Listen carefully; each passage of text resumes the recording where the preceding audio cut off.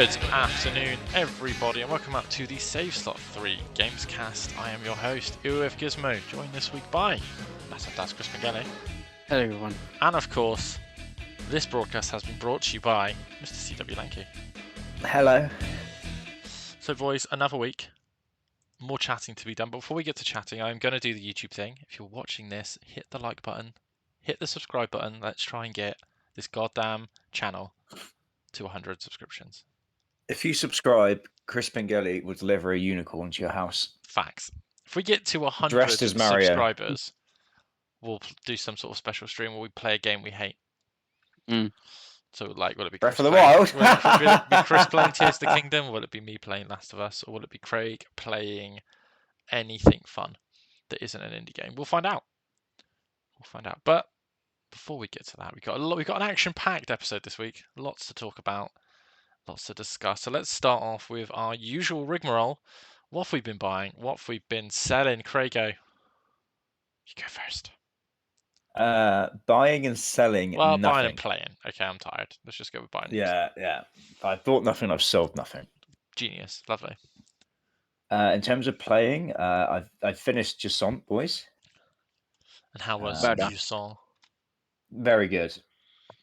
Very, very good. I think last week I was on chapter 5, which is like the second to last chapter, and then the last chapter is like very, very short. It's more of an epilogue, isn't it, than a chapter? Yeah. So I finished that. I think actually after the podcast last week. And then, I think I mentioned last week about how I didn't know if I was going for the completion or not. So I finished it, and I was looking at the achievements I had left. It's all like collectibles, basically. And I was like, oh, I could, so there's one that I was only missing one of the like 12 of this certain collectible. I was like, oh, I'll go back and get that at least, because that's like 60 gamer score. So I went and found the chapter select. I was like, oh, chapter select is actually quite good because it tells you exactly what you've missed in each chapter.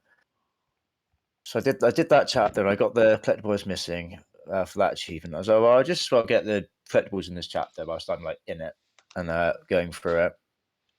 So I got all the collectibles in that chapter. I was like, oh, I've already got all the collectibles in chapter 5. I'm only missing one in the first chapter, and there's none in the last one. And I was like, fuck it, let's just get the completion. So I did go back through following a guide and got them all. I've edited it all in that night. So a rare thing for me where I was up until like 1:30, 2 o'clock playing video games. Hell yeah! Which is for me that is prime sleepy time for old man Craig now. So got the completion. It took me, I think, just under 10 hours. I want to say, no, literally, just like 3 minutes under 10 hours to get completion just on. But very, very good. I would definitely recommend giving it a go on the old Game Pass. Then after that, I started Cocoon, which Chris has obviously already played. It's another Annapurna Day 1 Game Pass indie. It's the classic. This is made by people who worked on Limbo and Inside. Oh, yeah. I think we've heard that for like 16 games already. Since already bored. It's from the director or something. It's the level director or something of those games. Yeah, he cleaned the windows or something, I'm sure, as he was there. I don't know. I kind of went into this like, I think this is really well reviewed. I know Chris liked it a lot, but I kind of like it's a game that, like, when they show it, it looks really complicated. I always think when people talk about it, it sounds really complicated because there's a lot of like going in and out of different worlds, and then using the worlds as like little powers, and then you take one world into a different world. You're like, what on earth is going on here? Then actually, when you play it, it's like the level design is so good that it just feels so like intuitive. Like it doesn't feel like as complicated as you think it is going to be. I don't know how far you're in, but the very sort of like end sort of world where you get into the end, it does become more complicated. It's like, what am I supposed to do with these 6 walls? Right, I got it. But yeah, so I am 80-something%, I think. Nice. So it gives you a little percentage as you go. Yeah, and you can rewind it and stuff. It was just easy, really helpful to getting the one collectible thing I missed when I played it through. So. Yeah, so like I said, I'm quite far in. So it's the level design is just brilliant. it does the thing that puzzle games should do, but it makes you feel smarter than you are. There's not really been too many times where I've gone like really stuck. I think there's one time where I had to look up a little hint, so I was like, I'm just going around in circles here.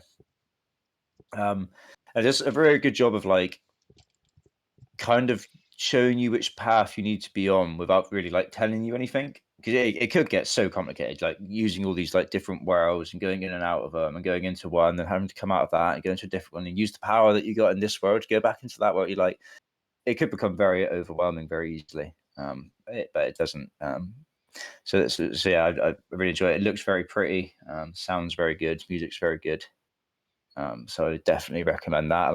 I'd go probably finish that off today, I'd imagine, and then get the completion. So it's just basically play the game and then get a few collectibles, but the collectibles are quite easy. The one I missed is like, how did I miss that? I like walk right past the entrance. Yeah, and it's literally like Chris says, you can just, it rewinds it. Like there's little chapter selects like all over the place. So if you do miss something, I'm sure it's going to be very easy to find it. But also there's like little boss battles as well, which is really cool, which you don't normally expect in this sort of game, I don't think. But the little boss battles it does have are very fun. So yeah, I definitely recommend Cocoon. I'm sure we'll be talking about that when we get to the topic of the show as well.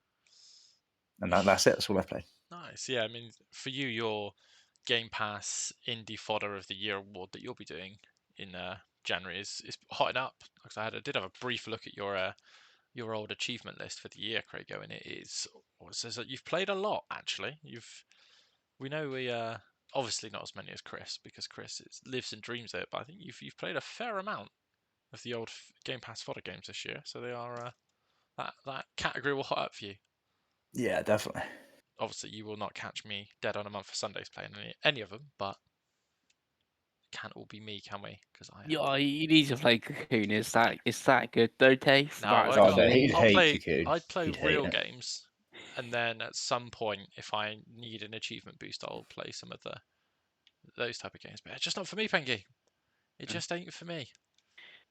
But what is for me, moving on to me, is what we've been buying. So I haven't bought anything yet. I have a hefty Black Friday bundle arriving for next week's show of games. I think I bought 4 games for £51. Oh, The Davey. physical I thought we games. weren't buying anything till next year. Yeah, and then you see the sales, Craig. You can't be stopped. One of them is You know what only it is, one of them Craig? is It's backlog streamable. season. That's the sad thing. It's what? Sorry. It's It's backlog season. Yeah, one of them is streamable with Craig, so but that's the only one of the 4 I can justify. The rest I've just decided to buy. But yeah, I'm enjoying games a lot at the minute. So I think I've been completely conned by my own self, really. But we'll talk about that next week. As for buying this week, I haven't bought anything.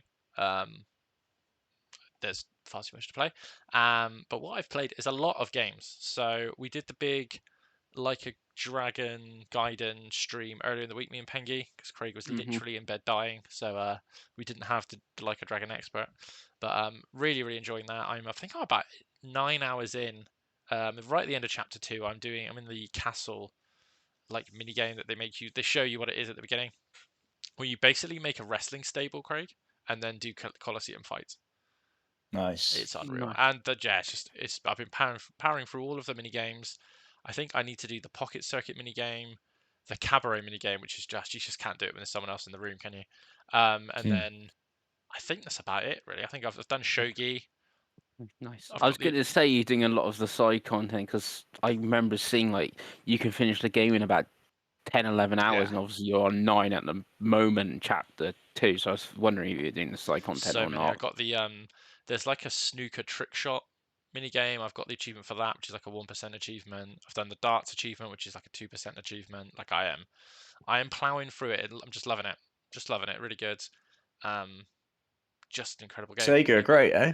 They really are. And this is the most Sega-ass Sega game, and I kind of like that it's a shorter game, because it just makes it more manageable, a little bit less intimidating. It does such a good job introducing previous games, because realistically, it's only really using content from 0, 1, and Kiwami, because obviously they're the ones that look good, and obviously Like a Dragon 7, which is just making it confusing. So yeah, does a really good job of introducing who Kiryu is and sort of where he is and where the world is. And yeah, I'm really liking where it's going. I think the story's really good.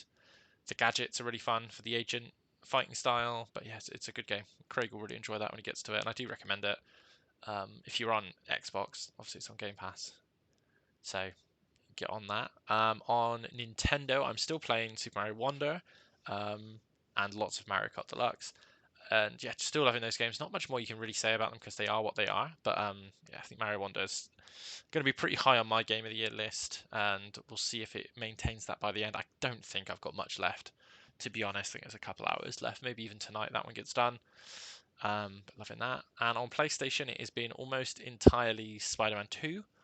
Just done the bit where you play as Venom, which is what I did just as we start recording this. So that will probably get finished today, and then it's a case of whether I want to plow through for the platinum. I probably will, because I don't think it's that much extra time to do it, and then that will get sold and that one's done. I think that's all I've played. Still haven't bought Football Manager, so that's good. And I'm gonna play some Forza Motorsport tonight at some point before bed, because I just want to give that game another chance. And I am craving a sort of secondary racing game, but I don't really want to crack out another Need for Speed or anything like that. So I'm like, maybe I'll give Forza another go. Did you not purchase the Dirt 5 DLC on Xbox? No, because it's still a little bit too expensive. It's also not the DLC. You have to buy the Game of the Year edition of the game Okay, so for 15. But I'm just I like, guess if you yeah, already own the game I've digitally on already Xbox, owned the game digitally. I have already played all the DLC on PlayStation. Mm. So it's like, if it was under a tenner and I was desperate to play something, then of course I would, because I love that game. But right now, if I'm going to make poor financial decisions, I'll do it on 4 random games. Only one of which will definitely get played as well, which is the upsetting thing. But we'll stream that. We'll stream that one of them. But yeah, that's me. I think that's all I've bought, physically, mentally, spiritually. So let's go on to Pengy. Pengy, obviously you've had your big purchase, and we'll talk about that throughout your sort of section. But before we get to the main thing that we've already kind of talked about, do everything else. What have you been buying and playing everything else? So Nintendo, though, is played nothing, bought nothing on Nintendo.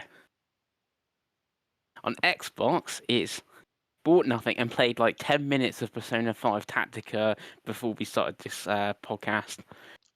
And how is the first 10 minutes of that game? Scenes, you obviously get your anime cutscene intro, some talking, which is done in a visual novel style, which I've seen from reviews. That's how the story's done in this. There's no like social links or anything like that. It's all visual novel thing, and I've done like the first battle where Morgana's teaching you to go into cover and how you can knock enemies out of cover, and then Ryuji will fire because the character's out of cover, because obviously it's a strategy RPG or a tactical RPG sort of thing. But that's all I've done so far, so I'll be playing some more of that. So that's another Sega game on Game Pass. So you can't really good go old wrong. Sega. Can't really go wrong with old Sega at the moment, can you? Well, yep. So that's those two. On other, I've played nothing, but I do have. So this I pre-purchased, and you may remember from a podcast a while ago now. There was the Evercade showcase, and I mentioned the showcase on there, and I was like, I've pre-ordered the new games that is coming. They're coming in October. They're going to come the same week as Spider-Man and Mario, but I've already paid for them. We're going to get to that week's podcast, and there's going to be like 7 pickups because of Spider-Man and Mario, and obviously the Evercade games. Well, 2 of those games got delayed to the first week of this week of November. So those 4 Evercade games have actually now arrived. So 4 Evercade games have come now, finally. And what are they, Pengy? So they are the Sunsoft one and the Delphine one. Okay. Which they come out maybe a couple months ago now. But I pre-ordered them the same time as the 2 that just come out, which is the home computer one, which is like indie home computer titles, but like there's a remake of Farming Simulator 2023 on there free, and it's like a licensed Farming Simulator game, for instance. And there's that, which is the remake for like Commodore 64, Spectrum, or something like that that's on there. But then there's I can't remember what the game's called, but it's a remake of something from like one of those systems, and there's like a first-person shooter that looks quite good. And then the big one's the Full Void, which is the first ever game to have a single cart. There's one game on the cart. There's nothing else on there.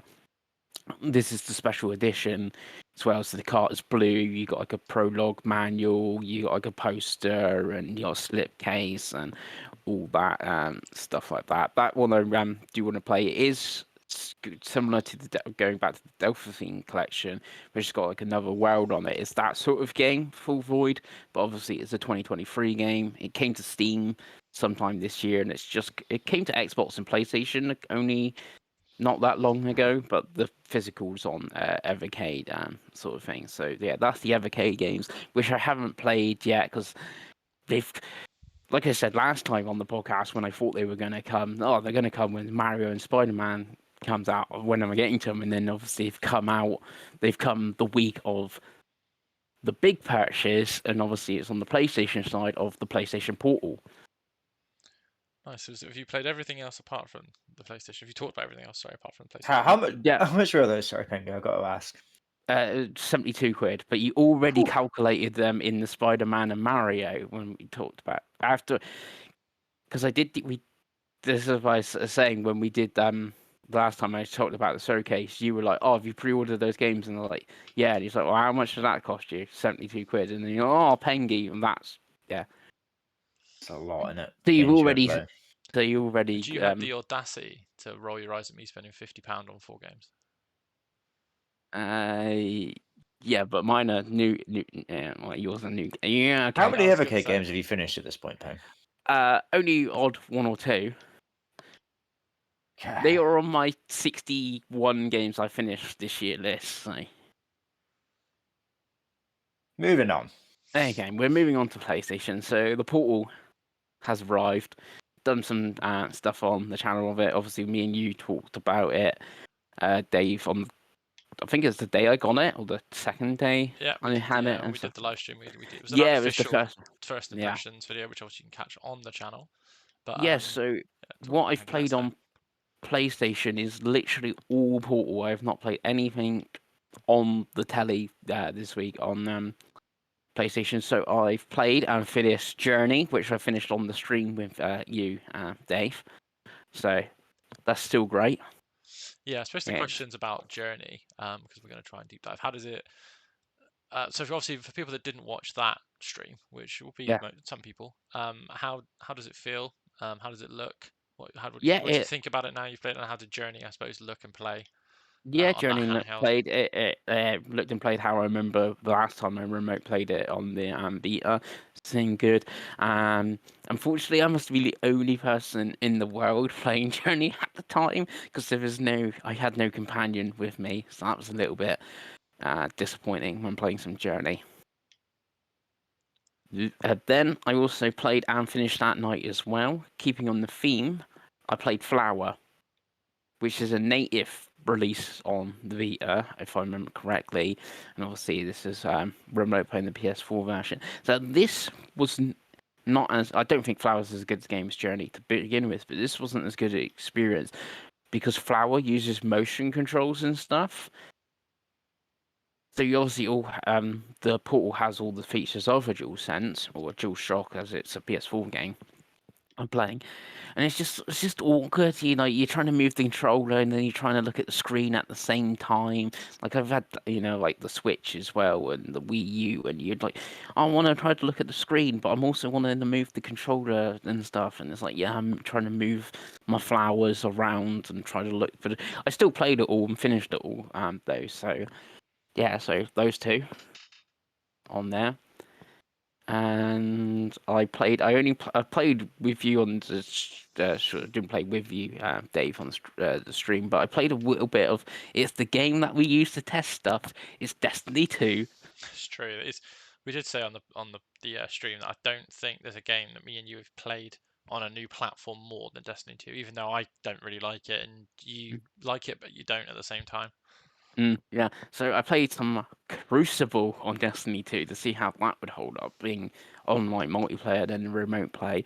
It seemed to hold up. I didn't seem to have any lag and stuff like that, but I did get hardly any kills, and I was like, is that because I'm bad at the game? Is it because it's lag?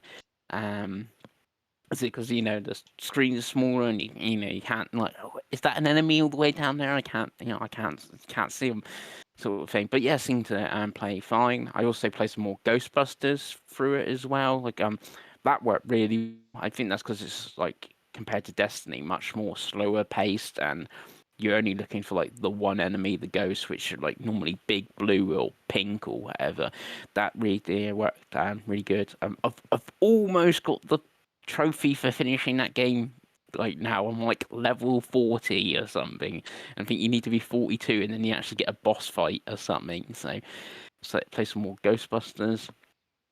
And then a purchase alongside my Portal, even though it came the day before my Portal, was Star Ocean Second Story R. And how is Star Ocean Second Story RPG? That is great. It's the 2D HD remake. I've played 3.5 hours of it at the moment, all on Portal. I haven't. So day one of the Portal when we were doing the thing, I played Journey, and the battery was already down to like 1 bar, pretty much. I was like, I've already played Journey. Yeah, I charged it up, played Star Ocean, played for like 3.5 hours, and it's like barely moved the battery, so I don't really I've turned down the brightness a bit, but that's about it. But yeah, really good. It's the sort of game that works really well on the Portal. And it's like when I did my what I'm excited about video, I mentioned games like Triangle Strategy, Live Alive, Field Chronicles that I played on Switch, played most of it handheld, and then I look at a game like Star Ocean. And that's basically how I'm playing it.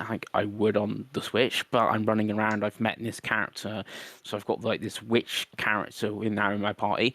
I've got her in my party. I get a trophy for getting her in my party. So it's like thing in the PlayStation ecosystem and all that. And obviously, it's running the PS5 version. I know it's remote playing, not the Switch version. So like when you do fast travel, it's fast because it's obviously on the PlayStation 5's SSD and stuff, not like the Switch with like, oh yeah, a week later it's now loaded the next area sort of thing. Fuck Nintendo, am I right? Yeah, well, it's just being on the SSD and stuff like that. Which obviously the Switch doesn't have. So yeah, so that's been really good. Star Ocean on the Portal, and that's mostly how I will play all of that game. So that's all I've played, but there is 2 more pickups as well. So before we get to the pickups, let's have a little question time with Pengy about the Portal, shall we? Craigo, as you weren't there on the stream, what are your questions for Pengy in regards to the Portal?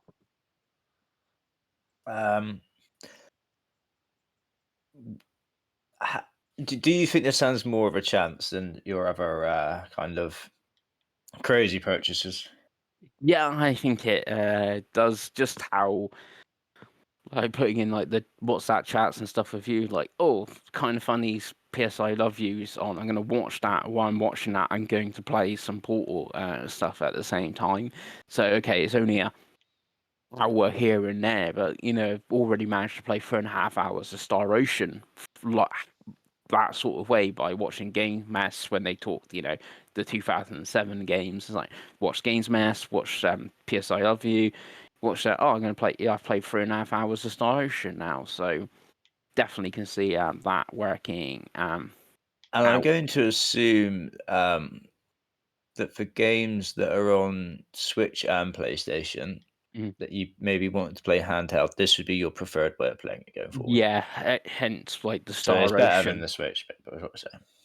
This isn't because obviously if you lose internet connection, that's that, isn't it? You can't, it's nothing you can really do about that. Well, obviously the Switch is, native. Yeah, but as like a gameplay, like Yeah, sort of thing. Like the I know, like the 2D HD games aren't a huge different graphical difference between the thing, but you got to like look at Hogwarts Legacy that's just come out at the moment. That's not open world or anything like that on Switch. Well, if either you played it on PlayStation, you get the full experience, playing it on your Portal. I'm going to assume it's more comfortable than the Switch Yeah, handheld as well. it's comfy because it's just a giant DualSense, but it is pretty heavy though, because it's like obviously a DualSense plus that massive screen put in like the middle, but it is really comfy to hold because you're just holding a DualSense, really. So obviously it was $199. In Yeah, your initial thoughts, do you think that's a worth it purchase? it's it's like the DualSense is supposed to be 70 RRP, and you got the screen attached to it, but it's just like, ooh, it's like nearly double the price. But you're getting that thing. I think most people, it'd be better if it's like a 170 or something. Maybe they could put it down to like 150, but that sort of price, because I'm thinking the price of a DualSense plus the screen and any other tech and stuff, like it's got the link thing in it for the new headphone tech in it and all that sort of stuff. So you're adding all those bits and pieces together. They are supposedly adding cloud soon, I believe. Yeah, they've mentioned that it can technically do cloud, so that'd be handy as well, because then you don't even, in theory, need a PS5. You're just like, oh, I'm just playing whatever's on the, Horizon's on the cloud, PlayStation Cloud. Oh yeah, I'm playing Horizon on it through the cloud now. So yeah, Nice. Obviously, Craigo, I know the answer to this question, but I'm gonna change the question. Should the Logitech G, which is the PlayStation equivalent, the Xbox equivalent, drop to around that $199 price, do you think that's enough to tempt you to get the Pengals convenience? I don't know, to be honest with you. I'm not sure. I spoke about it in work. I think obviously you would both use this in different situations, and I know you use portable quite a bit, Dave, but that's like, in traveling on a train and Yeah. taking a Switch. You obviously can't really do that with the Portal. But I know how Craig plays the Switch is very much like how I'm playing the Portal, like in bed and stuff. So I actually do think Craig would actually benefit from the Portal more than you do, Yeah, I think so. Because like the Nintendo games you've gone, yeah, they're fine, sort of thing, Craig. But you like, oh, I wish I was playing Forza. I wish I was playing. I've used Hogwarts as an example. I was playing some Resident Evil in bed or that sort of thing. Like you can do that with this, but only thing at the moment it's only PlayStation games you can do that with this. Like you do have years of PlayStation Plus. You could be playing Star Ocean, Sea of Stars. Just going to play it on Portal now. Over the other two systems because I can play it in that subscription, portable, get trophies, all that good stuff. Yeah, I think Yeah, I think oh, Chris sorry. is right. I think if it was 150, I think then suddenly it becomes like a Mm. much more attractive proposition. Yeah, I Yeah. guess with the the G1 or whatever is obviously you got remote play, haven't you, Yeah. through Xbox, and you got the cloud You've also as well. got So, PlayStation Remote Play on it. and you got PlayStation, so it would give you way more Yeah. options. It's obviously is it 350 or something like So that? right now it's $299 on Amazon, Yeah, which which is sounds. about, sorry to cut you off, probably about 70 quid too much for me. So Especially because I was thinking get a Steam Deck now for 310, can't you? yeah, but the For Steam Deck 64 is gigs. so obviously like me and you both had a Steam Deck, and Yeah. it just doesn't work great because everything is so unofficial. So Mm, if there was an official Xbox app on Steam, yeah. it would be a no-brainer. But Mm, because you have to kind of go in through the side of it and the back of it, and then it doesn't always work. yeah. Well, Whereas an with officially supported piece of hardware, I think the best version of it is the ROG Ally, but it's too expensive. mm, There's no way you yeah, can because then justify you get the spending best of 600. you get all the remote play stuff You get the and all remote the play, Steam and Deck. and you can install Windows games to it. Like you can play your Game Mm, Pass games natively. But I think for how realistically Craig would use it, I think if the Logitech G was cheaper and it does essentially the exactly same thing as the PlayStation Portal, plus it's on both consoles. It also lets you do cloud, also lets you do some limited other stuff as well. That would be the way Yeah, to go, but it just yeah, has to that's be the a thing. competitive price. I think 199 Yeah, isn't too bad for the Logitech G. But yeah. yeah, I think the PlayStation. That's the thing Depends is, what you're playing like on. I've mentioned, I've obviously finished Journey and Flower, so that's a good couple of hours. Yeah. But if you take them out of it, sort of thing, it's like how I've used it of watching like Game Mess and Kind of Funny and played 3.5 hours of Star Ocean, and that's how I'm mostly gonna use it. Yeah. I guess the question is like Spain with Craig, or he's in bed or he's watching, I don't know, the football or something in the background. Is that 150, 200 quid worth it for that hour or 2 hours a week or It's something? an achievement machine. I think that would be Because if I was Craig, that's how I would see Craig doing it. Cocoon on that would be amazing, most Yeah. probably. I think. Yeah. Same Yeah, I with think the there's a lot of first. games on Game Pass which should be, Yeah, perfect I for think handheld the development. subscriptions for both are the way to go. The one there, I think if you have those Yeah. subscriptions, then I think that suddenly £200 essentially it's a Wii U tablet for £200. I don't think It's that's weird. too bad a thing, to be honest with you. Especially because obviously I've watched a lot of your coverage and other people's coverage. It does seem like a good piece of kit that they're willing to improve. If Xbox did the exact same thing, but it was an Xbox One, I think I'd probably have already bought it.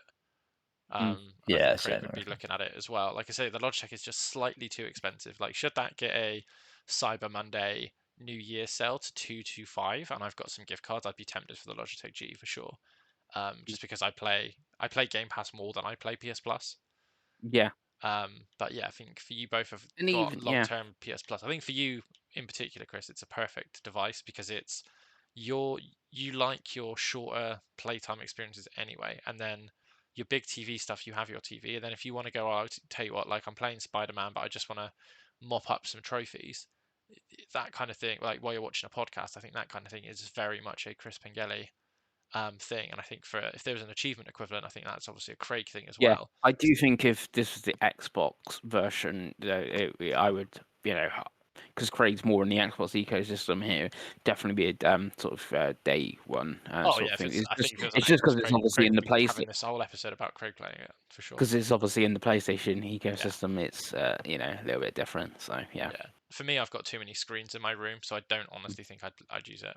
Because that was kind of the problem I was getting with the Steam Deck, is where I was going, oh, it's great, Yeah. and I was like, oh, actually, like I've got Yeah. See, I a don't. I monitor, see. my laptop, and a TV screen on the wall. Like I could just kind of Yeah, put it's Kind of it's a Funny on weird one one. of Like, them, and I'm alright. would you use it or not? Because obviously the Steam Deck, you have to buy Steam games. Where Yeah. obviously you already, but I don't know what the 4 games you've bought, but let's say they're all on PlayStation. But They are you can play not. them on your yeah, but I was just using that as example. Like, oh, Yeah. you can play them on you've bought them on something you use where you weren't, but you're not buying PC games, No. are you? That was the thing. That was like my problem with the Steam Deck. I wasn't buying Steam, Yeah, games. we'll do an episode Buying, about the Steam I'm Deck for buying sure. PlayStation games. But Yeah. I think once you're into it, I think the problem being console gamers that are in multiple ecosystems, I think it's so difficult to then add a fourth, because obviously we've already bought all our Xbox games, our PlayStation games, we've got the subscriptions, and then we've got our Nintendo games. Like, what is there to buy on Steam, really? And I think that's the lesson learned with Steam. But but yes, that's enough PlayStation Portal for now. We will absolutely talk about it again, because obviously Chris is probably gonna be Chris's purchase of the year by the time we get to the end of the year, I think. Yeah. On his quest for 100 platinum trophies. So we are going to move on in a moment. I remember I did have 2 more pickups as well. You're right, Pinky. Pinky, do your 2 pickups, and then we'll go on from there. So one that actually I bought last week, but it was hard to more explain last week to this week because obviously the Portal came and Star Ocean came. So I took out Game Elite's membership, which is £3 for a month. And I took that out because you would get 10% back in points on accessories. So I got 20 points back for my PlayStation Portal, and I got 10% back on my Star Ocean. So I got £24 worth of game reward points. I have cancelled the Elite membership as well, because I'm not planning to buy a 200 quid handheld thing next month. Hopefully not. So I got those 24 pound of game reward points, And if you remember, I already had £13 of points in game collection as well from when I bought Mario and Spider-Man. So I used all those points to buy 40 quid worth of PlayStation Network vouchers. And then I added a little bit to it. I bought a voucher of CD keys for the 20 quid voucher from CD keys, which cost 18 quid. So I spent 18 quid money where all the rest was like 3 points. And I bought Baldur's Gate. I have not played any Baldur's Gate 3 yet, but I do own that now on PS5. It's a true test of your PlayStation Portal commitment, I think. Yeah, because I think that'd be watching other coverage of PlayStation Portal. I've seen a few people like Baldur's Gate, and it looks really good on the Portal. And then another one I've not picked up, and again, it's going to come to Game Pass at some point, so that's how I would play it. Diablo 4 looks really good as well on the Portal, like, you know, jumping in, doing a dungeon or whatever you want to call it, then getting some loot and then hopping out that. So I picked that up with all those points. Again, I picked it up last week, but obviously with the Portal not coming, and I bought in the Black Friday sale Chance on Sinner, I think it's called, which is up for something we will talk about when we get to the rest of the topics. So I picked that up, and so because buying Baldur's Gate gave me, you know, you get the star points on PlayStation. Yes.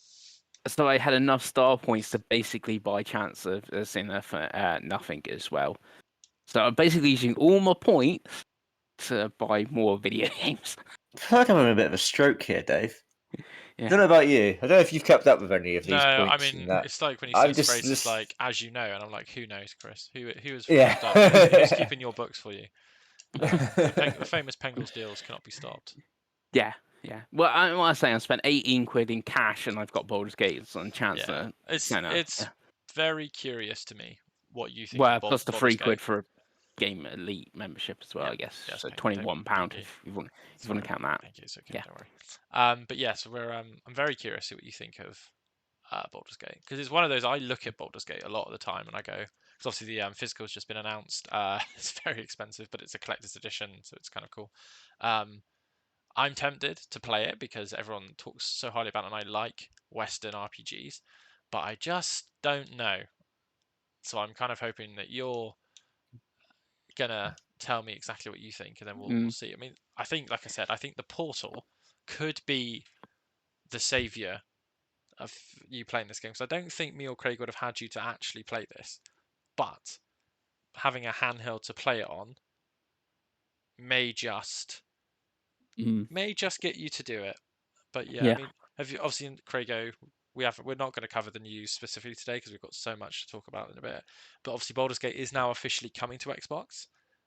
I suspect digital will be in the next month, and then physical is going to be January, February for that release they did. Do you have any interest at all in playing Baldur's Gate 3 on Xbox or otherwise? No, not really. No. No, this is one of those games I listen to people talk about. You'd be like, "Oh, that sounds kind of cool," and then you'll watch someone play, and you'd be like, "Wait, what? If it was Where's Baldur's this Gate, game you guys were talking about? if it Like, was what? Baldur's Gate This Lord of looks the Rings, bloody how crap." quickly would you have bought it? If it was I just the don't know Lord if of the I Rings would. It just skins. looks like such a PC game. Do you know what I mean? It looks like such a fucking play on a laptop. Like, oh no, like I don't know. I have very little interest. If it was on like a service, I'd probably try it just to see what the hype's about. But I reckon I would get to one of like the combat encounters and be like, Yeah, nah, I'm Divinity okay, 2 turned thanks. me off pretty quick because I played it on Steam Yeah. Deck, and the intro was really bad. I do have that game. Like, it does, and you're gonna laugh here, Craig. It does actually work on my Mac, Divinity 2. So maybe I'll try that before I jump headfirst in. If the Baldur's Gate physical was if they did just a standard edition that was 50, 60 quid on Amazon, I would probably Be pre-order interesting it.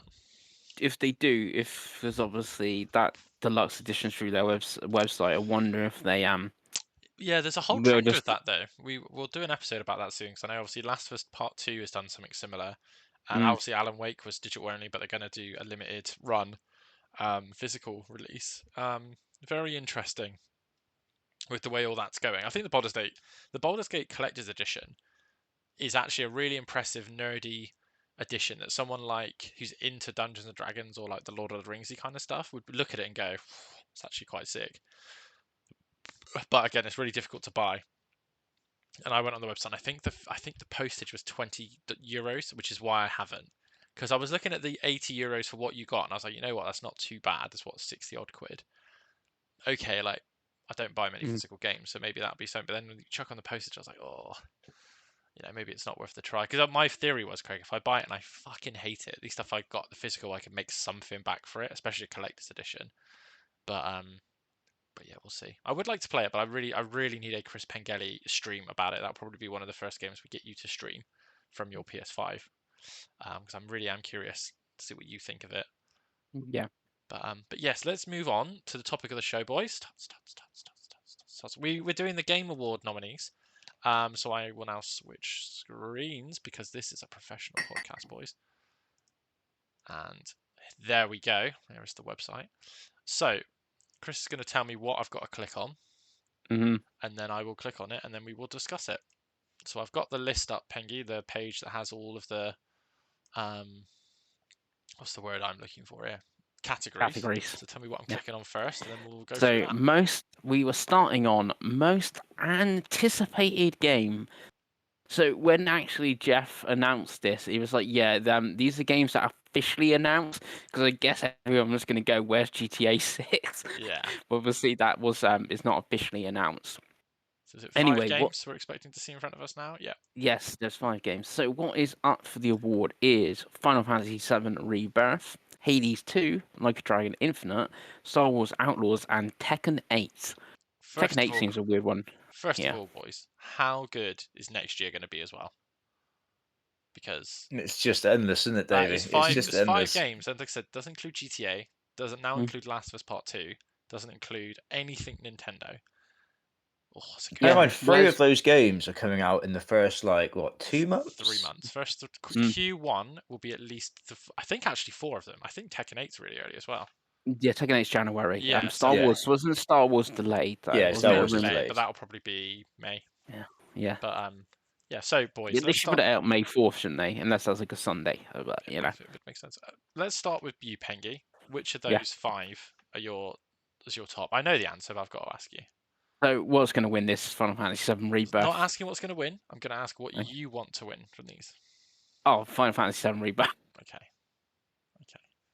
So that's just out of curiosity. So for the sake of the scoring that we're doing, Craig, are we going to do what we suspect is going to win? Is that what we're going to do? Is that what we've been doing previous years? That's what we've done last few years. What we think's going to win, not what we want to win. What we think. We'll say both when we do it.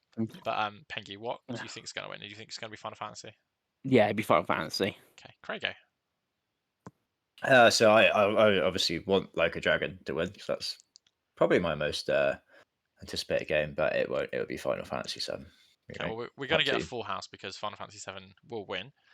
For me, Star Wars Outlaws is my most anticipated game because I love what I'm playing of Like a Dragon Gaiden, and I know exactly how good Infinite Wealth is going to be. I know exactly how good Final Fantasy VII Rebirth is going to be. Haven't played Hades 1, haven't played Tekken since the old days, but Star Wars Outlaws could be my favorite game of next year if it hits. So that's why I think of that. Right, have you got that written down, boy? Yes. Right, Pengy, next one, please. Are we doing best adaptation? Yeah, do it. Okay, so up for best adaptation is Castlevania Nocturne, Gran Turismo, The Last of Us, Super Mario Bros. Movie, and Twisted Metal. Okay, Pengy. It's going to be Last of Us. And what would you like to win? What I'd like to win is Last of Us as well. Craigo. Castlevania I'd like to win because that's the only one I've watched, and it's pretty good. It's not as good as the first 3 series, but it's very good. But The Last of Us will win. Okay, I think it's actually a lot tighter than you two think because the Super Mario Brothers movie was hella popular. And I think The Last of Us plays more to the choir for the Game Awards. I think right? For an actual award, I want Super Mario Bros. To win. I think The Last of Us will win as well. But Super Mario of this 5, Super Mario Bros. 1, Castlevania 2, Gran Turismo 3, Twisted Metal 4, Last of Us 5 for how much I would enjoy them. I would actually rather take a bullet to the face than watch The Last of Us. We move. Yeah, it's gonna win. It's gonna win proper TV because obviously awards they're behind the scenes. Like Jeff's on his knees, literally sucking Naughty Dog's dick, isn't he? So, but anyway, next Yeah. one, Pinky. Next is best multiplayer. Best multiplayer game. You're So going we to love have- this, Dave, because there's not any real multiplayer games in it, so you're going to absolutely love this. So it is- Wow. So- Yep. What? Not what you're expecting, right, What? Dave? Okay, Yeah. I'll read them out, Pinky, because I've got the pictures in front of me. Yeah, sure. Baldur's Gate 3, the big single-player RPG. Diablo 4, okay, that's a multiplayer game. Party Animals, which came to Game Pass and I've not heard a single person talk about. But there we go. Street Fighter 6, okay, is a 2D fighter. And Super Mario Bros. Wonder, which... Can you play that multiplayer online? Yeah, you can play multiplayer, and you got the weird setting where you can have other people running around as well, can't Okay. you? All right, well, Pengi, what do you want to win? What do you think will win? Baldur's Gate 3 will win, and what I would want to win is most Street Fighter 6 because it is the most sensible for the category of multiplayer. But yeah, it will be Baldur's Gate 3. Craigo. I think Baldur's Gate will win. I think this is just a whole bit of a sham, to be honest with you. I mean, the description is for outstanding online multiplayer gameplay and design, including co-op, massively multiplayer experiences, irrespective of game genre or platform. So I do get how you end up with this, but I Because just Baldur's Gate is free because I've watched Kind of Funny where the four of them were playing it co-op and Yeah, stuff I've like got I that. just friends don't know that that play that those games fits into the co-op, but- spirit of best multiplayer personally, like this list. But yeah, I think Baldur's Gate. I don't really want any of them to. I haven't played any of them. I not there. The only one I probably likely to play is Diablo when that eventually comes to Game Pass. But yeah, I've gone for Baldur's Gate to win. Yeah. What was robbed was Crash Team Rumble, but you know. There you Well, go. that's I would an have been actual, well that's up an for actual that. multiplayer game. So yeah, like Yeah. surely there's other games that we could think of that had actual multiplayer. Was Ghostbusters out this year? I know we played it this year, but did that come? No, There I you think go. that was last year. Okay, well, Forza. What about you, Debbie? Forza would have been a thought I would have had. For me, it's Diablo 4 and Diablo 4. I think people want to give Diablo 4 something, and it's not up for much. And I think this makes the least sense for Baldur's Gate. Of the games on this list, the only one I've played is Super Mario Wonder, and it's one of my games of the year, but not for the multiplayer reasons. I think all 5 of these games are probably really good games, and I'd love to do a Party Animal stream at some point with you two because obviously it's on Game Pass. But yeah, I'm gonna go for Diablo 4 just to change it up because we can't all have the same the whole way through, can we? My opinion. Absolutely not. That's the next is best sports and racing. Okay, got that. So, best sports and racing, we have 4 nominees. We have EA Sports FC 24. We have Formula 1 23. We have Forza Motorsport. We have Hot Wheels Unleashed 2 Turbocharged. And we have the Crew Motorfest. Pengi. So Forza Motorsport, I think, will win this. Yeah, and what would you like to win it? I voted for the Crew Motorfest because I really enjoyed that game. That's fair, I know you did. Craigo. I think Forza will win, and that's what I want to win. I'm happy that this is more of a. There's actual games that you would think should be in this. I mean, I was surprised Hot Wheels 2 is nominated. But I guess was going to say that, but I haven't played 2. No, so one's dreadful. But I think 1 did quite well, so maybe the budget got pushed up for 2. So I'm going to go. It is also weird it's sports and racing, and there's only one game that isn't racing in here. Yeah, but I think it's been quite a poor couple of years for sports because 2K basketball hasn't been popular for a little while. Like I said, obviously it's popular, but it's not been like reviewed well. Same with Madden, and like the weird side games just don't make enough traction, like wild card football and stuff like that. So I think it's surprising F1 23 Sunday, but that game's obviously more popular than I think it is. I know it's more popular in America now than it used to be. But that's fair. For me personally, again, I've only just started playing Forza, so I think Forza will win, and I hope it does because it's an Xbox game. Of the ones I've played, the Crew Motorfest is the most fun I've played of the 5, and I hope that that game doesn't get forgotten about in like a year because it is really good. But I think this is quite a good category, and I do hope that Xbox gets a win with Forza. Right, Pingu. Next category, please. Best sim and strategy. Football Manager one. What? No football manager. What? Joke. Okay. So we've got Advanced Wars 1+2 Reboot Camp. We've got City Skylines 2. We've got Company of Heroes 3. we've got Fire Emblem Engage, and we've got Pikmin 4. Pengy. See, I want Fire Emblem Engage to win because it is great. But I don't actually know what will win this. I think this is because Skyline's actually supposed to be not very good, as in the PC port.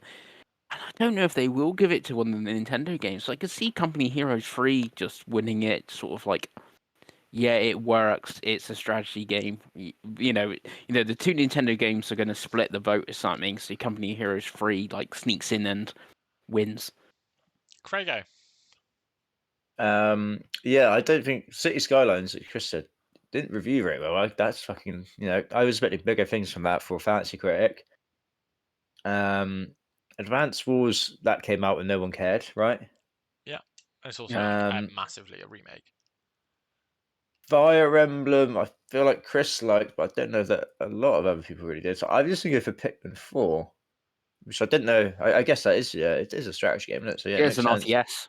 Yeah, I'll go for Pikmin 4. I think Pengos is out of his mind for not thinking that Pikmin 4 is going to win this.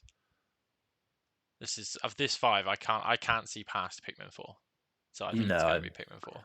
Yeah, I think for the thing, Fire Emblem. I just don't know. Fire Like, Emblem, even Fire Emblem forgot. fans don't really like the story of that. Yeah, and Advance Wars, I forgot Advance Wars. So Nintendo have 3 games here, so I don't know if like that's going to be the problem. No, Nintendo vote is split between the 3, so Company Heroes sneaks in. It's gonna be Pikmin.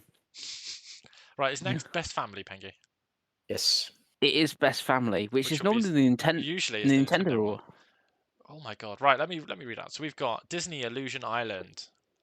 Shout out to my friends at Jalala Studios because I know them. Party Animals again. 2 awards. Party Animals has been reviewed for, Craig. Pikmin 4, Sonic Superstars, and Super Mario Wonder. So Pengy, tell me why Super Mario Wonder is going to win this. Because it's a Mario game. Correct. Right. And what would you want to win of this 5, Pengy? Disney Illusion Island. Okay. I knew that was going to be your answer. Craigo. Yeah, Mario wins because it's Mario and it's got the words Nintendo next to it, right? Obviously, we all want Sonic to win, really, don't we? Yeah. Yeah, right. Sonic's supposed to be quite good. That's what blows my mind with stuff like this. Is like they decided to put that Sonic game out a week after Mario. Like, where was this good 2D Sonic last year or the year after? But no, the year that they do a new 2D Mario, that's the year we're going to put the new 2D Sonic game out. That's actually good. You say that it was 9th on the MPD's Sonic Superstars. Yeah. For last month. It'll still sell bad. It's massively discounted at the moment for Black Friday. So but yeah, good old Sonic. For me, it's going to be Mario, and I want Mario to win because I've played it, and like I said, it's one of my favorite games so far this year. So it is a really great game. I'd already written Mario Wonder for all 3 of us. Yeah, it's a wonderful game that you should all play. Best Fighting. Oh yes, so Best Fighting is next. Fighting. So we have got what is that? God of Rock, which I have only seen because there was a sale and it's like £8 at the minute. Mortal Kombat 1, the newly released Nickelodeon All-Star Brawl 2, Pocket Bravery, which I have never heard of, and Street Fighter 6. I feel like this was much better than last year's Best Fighting. It wasn't last year's like a sham. was in it. Yeah, it was a. Next year's would be weird though because I think there's literally Tekken 8 or Grand Blue Fantasy Versus is out in December, so count next year. But that's the only 2 fighting games that I know that are coming. Yeah, there's always some anime nonsense. Yeah, there'll be a Soul Calibur knocking around or something. So of these 5, Pengy, what's your vote? So my personal vote was Mortal Kombat 1, but Street Fighter 6 will win. Okay, Craigo? I've gone for Street Fighter. I've not played any of them. I can't stand fighting games, but that's I think people would have wanted that to be nominated for Game of the Year, so I think it would definitely win this. Mortal Kombat 1 and Mortal Kombat 1. The Switch version is the only knock against it, but I think more people have played Combat 1 and more recently. So I'm going to go with Mortal Kombat 1. Right, so next is Best RPG. Yep. So the 5 nominees for Best RPG. We've got the winner, Baldur's Gate 3. We've got Final Fantasy 16, Lies of P, Sea of Stars, and Starfield, this is a very good category this year. Pengy. So Baldur's Gate 3 will win. I personally want Final Fantasy 16 to win because I've played it. Okay, Craig. I don't actually want Starfield to win, but Baldur's Gate 3 will obviously win. Yeah.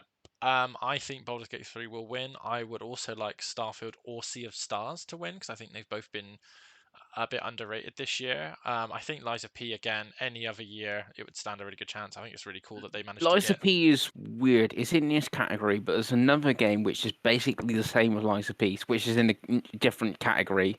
So, and this obviously Lies of P has more RPG elements. I haven't played either of them, but when we get to the other category, you understand what I'm on about.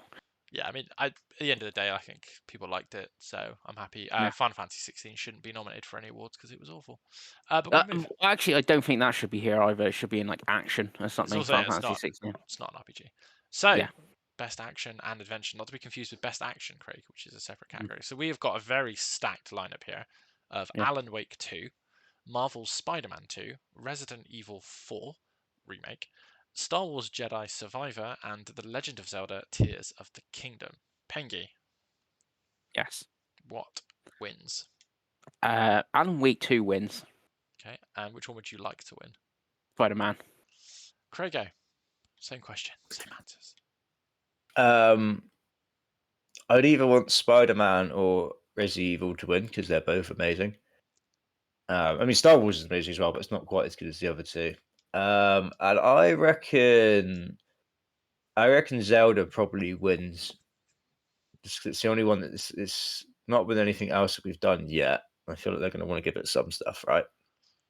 Yeah. Nintendo people are mad, right? They're going to want Zelda people to Zelda to win. Absolutely. I think Zelda will win. I think it's the obvious one of the four. I would like Jedi Survivor to win, just because I think that game has gone really under the radar for the year. I think Spider-Man 2 is pretty good. Don't like it as much as the previous games, but I think that's not its fault. I think it's just a sequel, so that happens. RE4, you talk really, really highly of it, Craig, and everyone I know that's played it has talked really, really highly of it. It's currently, again, massively discounted, so hopefully someone playing it now might vote for it. Alan Wake 2 seems really mixed from people, so I'm not sure, really, but it's cool that it's here. I think if that had been a physical release, that might win, but yeah, I think Zelda wins that. Right, now to the not confusing titled Best Action Game. Mm-hmm. And the nominees for Best Action Game are Armored Core 6 Fires of the Rubicon, which I completely forgot came out, Dead Island 2, Ghost Runner 2, Hi-Fi Rush, and Remnant 2. Pengi. Yeah, so Remnant 2 is here, but Lies of P is and thing, but they're both Souls-likes. How does that make sense? I don't mix It's odd. the categories, It's very Pengi. odd. I merely Dead read Island 2 as well. You would expect to see that nominated for anything, right, Dave? Don't. Christ. Where did that come from? It gets focused primarily on combat, and Remnant is a shooter, but Lies of P, you got like swords and stuff. I don't get that different. Anyway, I think Armored Core 6 will win because it's from software, but out of these, I would soon have Hi-Fi Rush win personally. Pengi. Craig. I would obviously want Hi-Fi Rush to win because the game's really good. And I'm going to go for Hi-Fi Rush, actually. So I would like Hi-Fi Rush to win, and I think it will win a different category than this, but it will win something. I just think Armored Core 6 is going to win, sadly. But, yeah, I think it's definitely between those two. I don't think the others have much of a chance. This is where Dead Island 2 wins now, and we're all like, what the fuck? But I think Hi-Fi Rush deserves to win, but I think it will be Armored Core. Yeah. Are we doing VR for Pengi? Yes. Yeah, I've kept that in just for him. The Chris Pengelly Best VR and AR category. AR. Gran Turismo 7, Horizon Call of the Mountain, Humanity, Resident Evil Village VR mode, Synapse. Pengi. Mm-hmm. Yeah, this is a tough one. See, out of these, I think out of what I've played, Gran Turismo 7 was the best VR experience and made the most sense of VR. So for me, I would go for that. But seeing just in the Golden Joysticks the other day, and it was the big exclusive, I think Horizon Call of the Mountain will win this. Craigo. I don't know. I feel this is kind of tough. I don't think Horizon wins just because I feel like people didn't really like that game. Yeah, but this is the thing. They obviously 120 juries have liked it enough to put it up here, and that's what I'm thinking. Like, would they have gone to Resident Evil because they love Lady Demetrius? The Humanity seems to reviewed well and stuff. I think Synapse is not winning. I think it's between the other four, but any of them I think could possibly do it. Yeah, I don't know. I'd just be surprised if I feel like even like Horizon Like I people said, did it like won that. the Golden Joysticks. That's my only Yeah. logic. I think like Gran Turismo is the one that like everyone says is like amazing in VR, but then again, I'm like everyone says it's that, but then they play like one race and then that's pretty much them done, right? That was pretty much your experience, Pengy, right? Yeah. So I'm gonna go for Humanity actually. Nice. Just so I feel like that's yeah. I feel like that's actually like a new release, something that VR people can get behind, right? I'll go for that. So it's a tough one because obviously Humanity came to PS Plus and doesn't need VR. So I think people voting on it might vote on it that didn't play VR. So it's between that and Horizon for me because of the PlayStation, just general PlayStation bias of these things. So I'm going to go for Humanity, but I think it could also be Horizon. I think it won't be any of the other three, but I think that's it. So I'm going to go for Humanity as well. Right, so let's get on to best debut indie game. Yes. Yeah, we're skipping mobile. So yeah, Craig Warren, best debut indie game. Oh, look at the state of all this. We've got Cocoon, we've got Dredge, we've got Pizza Tower, we've got Vemba, and we've got Viewfinder. My God. Pengy, tell me which of these piles of trash wins this award? It's Cocoon and Cocoon are the two answers from me. Okay, Craig. Yeah, no, Chris is correct, I believe. I'm shocked that members nominate because I don't really think that's a very good game, to be honest with you.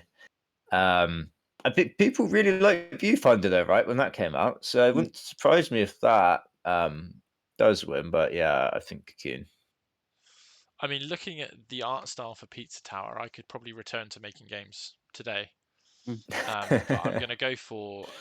See, Pizza Tower it's a Wario clone. Nice. I'm going to go for Cocoon because I trust your two's judgment on crap games. Right, followed up by best independent game. Sorry, it's best independent game plus Dave the Diver. Yeah, I mean, to be honest with you, it's weird that they've got two categories because Team 17 published one, Thunderful published another, and they're not that independent. They're not. What does independent mean? Because then Baldur's Gate should be on here. So yeah, Baldur's anyway, Gate should be here. Anyway, but, yeah. let's just get this rubbish over with. Cocoon, Dave the Diver, Dredge, Sea of Stars, Viewfinder, Pengy. It's Cocoon and Cocoon. Craig? Cocoon, but I think this is less. I think there's more chance it could be something else. Sea of Stars could be. It's between Cocoon and Sea of Stars. Yeah, I feel like Dave the Diver is like a big like streamer game, right? But other than that, I don't know. But yeah, Cocoon. Dave the Diver is also a weird one because obviously the jury is put up here, yet everyone is complaining that it's here because it's not an indie. Yet why did they all vote for nominate it? That's what I don't get. It shouldn't be here because it's not an indie, but it's like, but you guys all nominated it. Surely you're the problem here. Yeah. For me, Sea of Stars. Mm. It's got to win something, so let's go with that. Yeah. Right, so let's go. Let's get back on track. Best community support. We doing that? Yeah. Okay, so we've got Baldur's Gate 3, we've got Cyberpunk 2077, we've got Destiny 2, we've got Final Fantasy 14, and we've got No Man's Sky.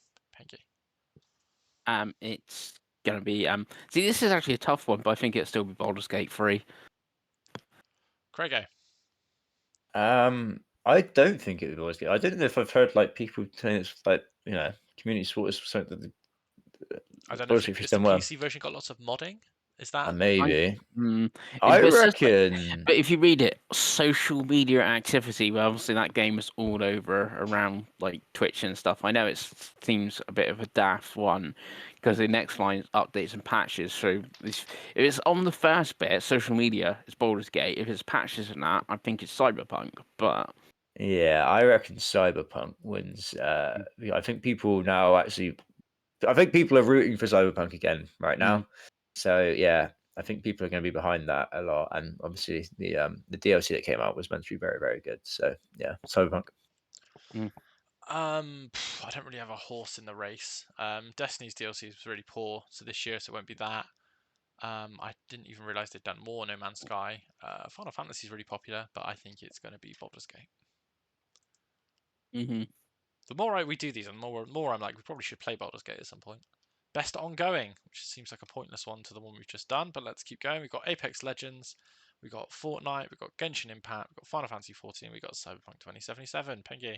This almost should be the best multiplayer game, right? This seems more like that Oh, category. who knows? Yeah, man. but Right. Who knows? But then but why yeah, is the Cyberpunk an ongoing game?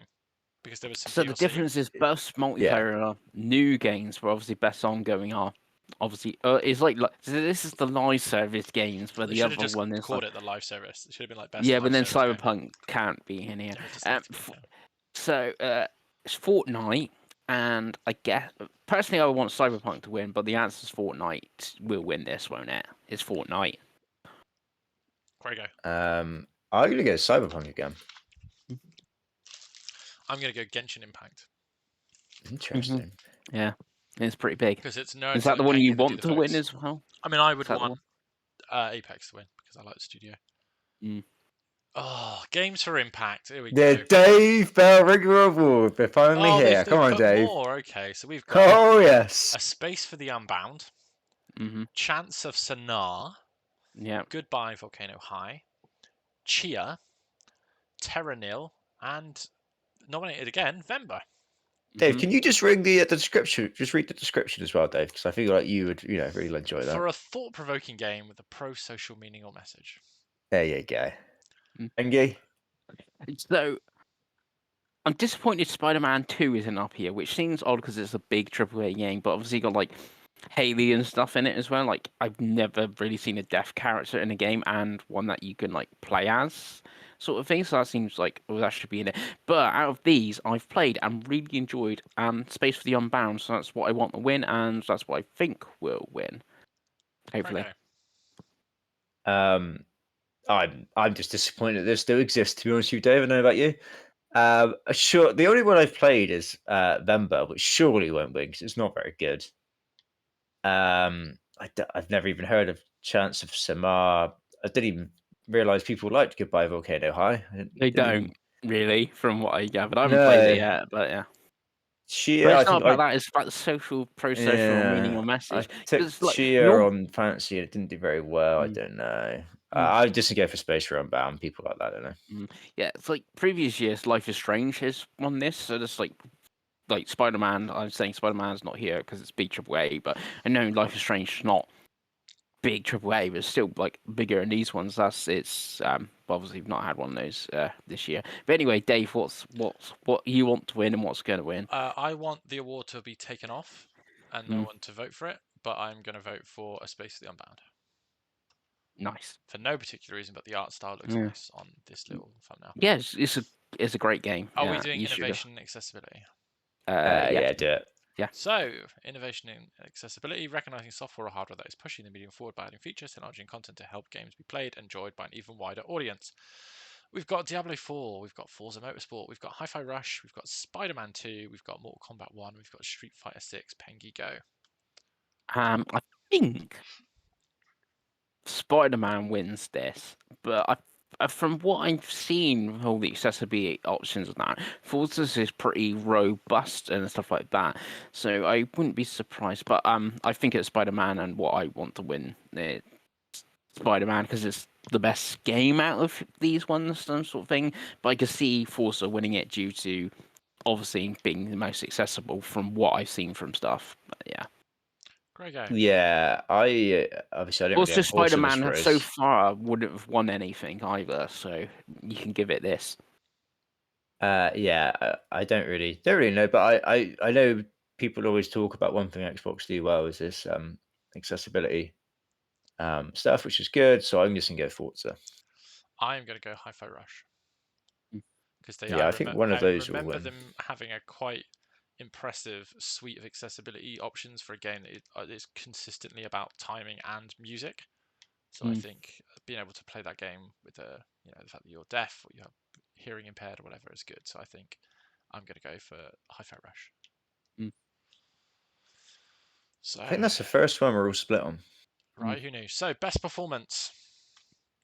Let's go. We have got Ben Starr in Final Fantasy 16 as Clive. We've got What? He's got 2 R's.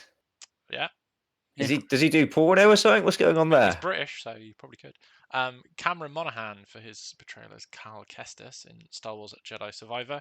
Idris Elba for whoever he plays in the Cyberpunk DLC. Solomon Reed, Melanie Liberd from Alan Wake 2 as the police officer, I believe. Dagger Anderson. Neil Newbon from Baldur's Gate, not a clue. And of He's course, Astrion or whatever, the vampire dude. the eternally youthful Yuri Lowenthal in Marvel Spider-Man 2 as Peter Parker. Pinky. This, I think this is a real tough one. That's a thing, but I think it would be Ben Starr. Yeah. I think it's between Ben Starr and Neil Newborn, personally. Yeah, I don't know. I feel like they might want to give it to Idris Elba because it's a big name, right? But I'll go for Ben Starr as well. So the answer is probably Ben Starr, but it depends if they can get Idris to come to the event. No chance, If they can get him surely. to come to the event, Idris Elba wins. If not, it will be Ben Starr. See, but surely, I know he's not as big as Idris Elba, but surely having Cameron Monaghan. He's been there before. He came Yeah. from Jedi. Yeah, he was on stage, wasn't he? Yeah, but it will be Ben Starr. I think people really liked his performance as Clive. I think that's the highlight of the game. Yeah, I will mention that the Golden Joysticks, Ben Starr won Best Lead Performance, and Neil Newborn won Best Supporting sort of thing. So that's why I'm saying it's between those two here. Yeah, fair enough. Best audio design. There is only one winner, I think, for this for me, if it's on here. Alan Wake 2, Dead Space, Hi-Fi Rush, Marvel Spider-Man 2, Resident Evil 4. Pengy, go. It'd be Alan Wake 2 who's going to win this. It should mostly be Hi-Fi Rush, but it'll be Alan Wake 2. Craig, go. I wouldn't be surprised. I feel like Dead Space's audio is actually really good. But I'm gonna go Hi-Fi Rush. I too am going to go Hi-Fi Rush. I think you could be on something with Dead Space, but that fact that and Resident Evil 4 are similar and both remakes probably cancels each other out. Alan Wake 2, people seem really hot on it, but then, like I said, it seems really mixed when you actually get down to the people that vote on this. And Spider-Man 2, I just don't think there was anything that stood out particularly for me with the audio design more than the previous games. So yeah, see, I'm surprised something like Forza's not on here because obviously all the audio design of all the different engine sounds and stuff like that. Yeah, because Forza Horizon, I feel like won that last. Yeah. People but then just I guess don't want to vote for Forza Motorsport. I'm actually surprised that I've seen Forza Motorsport in as many categories as we have, because it was kind of a lukewarm release, really, in terms of like people talking about it. The fact that I'm only just playing it now probably tells me everything I need to know. But yeah, I think Alan Wake 2 will be like, the atmosphere and stuff, and the sound, and like when you're walking in the forest, and like how Saga's sounds different to Alan because like how they walk differently and that on the mud. You can see it winning. Fair enough. So let's go to best music and score, which should be a similar list. Alan Wake 2, with the composer being Petri Alanko. Baldur's Gate 3, composed by Borislav Slavov. Sounds like a great Bulgarian centre-back. Final Fantasy 16 composer Miyoshi Soken. Hi-Fi Rush audio director Shushinchi Kabori. And The Legend of Zelda Tears of the Kingdom, composed by Nintendo Sound Team, who are my favourite band. Craig. No, Pengy, who do you think? I'm losing my mind, but yeah, Pengy. See, I think this is what Hi-Fi Rush wins this. And out of the music and stuff like that, I've not played much of Hi-Fi Rush, but I obviously have heard the music and stuff on it, and it is like good what I've heard. So it's Hi-Fi Rush. Craig. Yeah, I've also gone for Hi-Fi Rush. But I wouldn't surprise me if like Zelda wins, because again, Nintendo people are mental.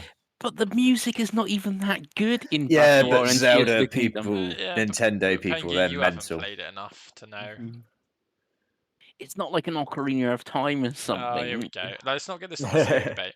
It would have made more sense to me for this Zelda game to have been in the audio design, because it's got good audio design. But that would make more sense. Yeah. I think Hi-Fi Rush as well. I just think it's a music game. Music is great. Yeah. I could see Baldur's Gate winning it as well. See, I But I'm don't gonna know go for Hi-Fi much Rush. of the music of Baldur's Gate. Alan Wake 2 does have a lot of like, obviously you've both played Control, and obviously you've got the I have music not in played Control. Control. Oh, bangers and So, Control, Bang. yeah. It's basically like that. Once you've done a chapter, you get a music video and stuff like that. So people may like that. Final Fantasy 16 only really has one track that stands out. So that's why I don't think that really. But Hi-Fi Rush has to. But I wouldn't be surprised if an Alan Wake won it, just because after episode you get this cool music bit, and people love that for some reason. okay, so best art direction for outstanding creative and/or technical achievement in artistic design and animation. Alan Wake 2, Hi-Fi Rush, Lies of P, Super Mario Bros. Wonder, The Legend of Zelda: Tears of the Kingdom. Pengy. Well, Tears of the Kingdom looks exactly the same for Breath of the Wild, so that shouldn't even be here, should it? So we're down to 4 then, aren't we? And it'd be Alan Wake 2 because, again, what I said earlier about like atmosphere and all that sort of thing. So Alan Wake 2 will win. What I would want to win from what I've played of it would be Mario Bros. Wonder, because it does look like the art direction for 2D Mario, because it was getting really stale with the new Super Mario Bros. Style. That's why I would want to. Alan Wake 2. I can see winning this. How the juries and that will vote. Craigo. I think Hi-Fi Rush should win just because it's got such a unique art style for a video game, Mm. and it looks so good. It would Alan Wake 2. I can see winning again. That does have a very cool style. The Zelda thing, I kind of agree with Pengles. It does look very much like I've not played it. I know from videos it does just look like the old one. So I don't know. I wouldn't surprise if that does end up winning because Nintendo people, but I don't think it maybe should. I'm just gonna pump for Hi-Fi Rush again. I think. Yeah, I think it's a tough one. I think sadly Lies of P will not, but it's really cool to see it nominated. I kind of Yes, agree with that you. does have really cool style. It's like a Bloodborne meets Pinocchio and stuff. It looks quite cool, but yeah. Yeah, and I think it's cool that it's got this far, right? I don't think they were expecting this game to hit like it's hit, and it's hit very well. So, fair play to the devs. I think Zelda, I kind of have to agree with you two. I think it's much different. I think it looks good, but I don't think it's much different to Breath of the Wild. So for me, it really is between Hi-Fi Rush, which I think is a really fantastic comic book art style, or Super Mario Bros. Wonder, which is a very, very polished, well animated, and pretty game. I think it will go to Mario Bros. Wonder. I probably would vote for Hi-Fi Rush myself, but I think it will go to Mario Bros. Wonder. Mm. Right, so we've got best narrative. We're almost there, boys. Best narrative, which is for outstanding storytelling and narrative development in a game. Already don't agree with one of the ones that's been nominated for this. We'll go for it. Alan Wake 2, Baldur's Gate 3, Cyberpunk 2077, Phantom Liberty, Final Fantasy 16, and Marvel's Spider-Man 2. Pengy. It's between, I think it's between 2 of them, but Baldur's Gate 3 will most probably win. Even though it's weird, like I've bought it. Everyone seems to love this game, but I don't actually know that much about the story. And that's the weird thing. And out of these, have played and finished both Spider-Man and Final Fantasy 16. I think the story of 16 is excellent. Spider-Man 2 is just it's a comic book. Different games, Pengy. It's a comic book game, sort of thing. It's like I think those two. Yeah, it's a tough one, but I think Baldur's Gate 3 or Alan Wake 2 again is another one because that's what everyone seems to love about that game. But yeah, let's go for Baldur's Gate 3 on the list, Craig. Craigo. Yeah, I've gone for Baldur's Gate. That's what you hear people talk about in this game, right? Not so much the actual gameplay. So Yeah, I but the think story, Baldur's when Gate. you hear people talk about the story, it's like the story in the moment and what they've done to do that sort of thing. Like, I've silenced the wall, so when I destroyed the wall, it didn't make a noise. Use that ability, and that's like their story, moment to moment sort of thing. But when you look at Alan Wake, it is like a proper story, the whole like game. Right, well, I'm going to read out, Pengles, what the tagline of this award is for outstanding storytelling and narrative development in a game. So it's Baldur's Gate 3 all day. That game has at least 12 different stories that develop in how you want it to as a player. And that's what I was saying. I think it gives you such a connection to it. And I know there's specific stories. I think there's 10 or 11 origin characters plus a specific character which has their own story, and then you can create your own character as well and create your own So I'd be backstory. creating my own character. Yeah, like I think if you're getting into a game like this, and the reason why I think this is on everyone's list and why everyone's played hundreds of hours of it is it's your story. And I think of all of these games, that is the most of those. I think Alan Wake 2 could win because I think from what I've seen, the story does it really interesting, and the way they tell the Yeah, story that's is what really I've played interesting. of that. Okay, I've talked about, like, I've only played like 5 or 6 chapters. I think the gameplay aspect of it is really weak, but I'm saying like it's going to win lots of stuff because the story is pretty good from what I played. It does, sound great. It does look great. It, etc. I can understand why it's going to win lots of awards, sort of thing. Yeah, I think There isn't the best gameplay like things that you can go, oh, it's Spider-Man because it's the best gameplay, but whatever. But yeah. Phantom Liberty obviously is the big celebrity storytelling thing. So there's that. Spider-Man 2 is what it is. I think again it's just a story that's been told before. And Final Fantasy 16. That's what I'm saying. It's a comic book thing. Yeah, So. and Final Fantasy 16 I just don't think it's a very good story at all. I don't think the characters are particularly likable, other than Clive. I don't think the story is particularly interesting. What about Sid? You know what's going to happen the second it happens. But Sid is an archetype that's been in games for years. And Yeah, I know, but it's a great you know what I mean? Sid. Like and every female character is objectified and gets absolutely no conclusion to their own story or development. You know what I mean? It's like it's fine. Like Final Fantasy 16 is probably the most if there was a most overrated game of this year, Final Fantasy 16 wins that hands down. Hands down. No, Even it's more called than Tears Zelda. of the Kingdom. Yeah, even more than Zelda. At least Zelda. I think the thing with Zelda is like at least Zelda is what it is. Like it's you know what you're playing with Zelda. Like Zelda doesn't pretend to be anything other than a Breath of the Wild sequel, whereas 16 talks like it's got great gameplay where it doesn't, has good characters where it doesn't. You know, like I want Craig to play it because I really want his his opinion chat. of It's going to be so great. No, it's just like it's one of those games where like I don't think I've been more disappointed by a video game. I was so disappointed by Final Fantasy 16 I sold my PS5. So yeah. But anyway, I think Baldur's Gate's going to win. Yeah. Let's move on to the next one before I rant again. Best game direction. Yes. Literally thought it was the same thing. Then we load up. We've got Alan Wake 2, Baldur's Gate 3, Spider-Man 2, Super Mario Bros. Wonder 2. No, Wonders 1, no sequel, and Legend of Zelda: Tears of the Kingdom. Wonders 1? Oh, they're great. I've been reading words. Pengy, which has got the best direction? It's going to be Alan Wake 2, and also Sam Lake can obviously come up on stage and collect his award. So there you go. Craigo. Yeah, I think having a name. This is the name award, isn't it? Yeah. Like everyone, people know that Sam Lake is obviously the director on that. Like, if I was like, right, who's the director on Baldur's Gate 3? You're like, he's some bold bloke. Yeah, exactly. So yeah, I'll go Alan Wake 2.